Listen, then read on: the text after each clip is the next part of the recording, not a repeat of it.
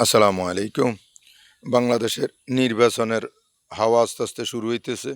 মানুষের অনেকে এটা নিয়ে আলাপ আলোচনা করতেছে। তার মধ্যে কিছু রাজনৈতিক দল এখন পিএস সিস্টেম বোর্ডের জন্য বলতেছে। তো এই পিএস সিস্টেম বোর্ডের জন্য বলছে যেহেতু আমি চিন্তা করলাম কেন বলতেছে? আমি অনেক হিসাব করে দেখছি যে আসলে উনারা প্রতিটা আসনে ৫, ১০,০০০, ১৫,০০০, ২০,০০০ হয়তোবা কোনো জায়গায় ৫০-৬০,০০০ ভোটও পাবে। কিন্তু এই ভোট দিয়ে তো উনারা এমপি হতে পারবে না। তো এমপি হতে হইলে বাংলাদেশে অন্ততপক্ষে ১,০০,০০০ ভোটের উপরে পাইতে হবে।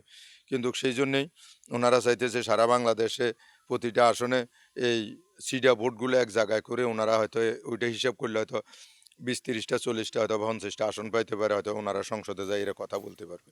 এটা হলো উনারা বুঝাইতে চাইতেছে ওইটা হচ্ছে সুবিধা। ইয়ার চেয়ে অসুবিধা আমি যতটুকু শুনছি বিজ্ঞজনেদের আলোচনা থেকে এতদিন যা বুঝতে পারলাম আসলে তার চেয়ে সুবিধার চেয়ে অসুবিধা বেশি। সেটা হলো যে একটা অস্থিতিশীল সরকার হবে।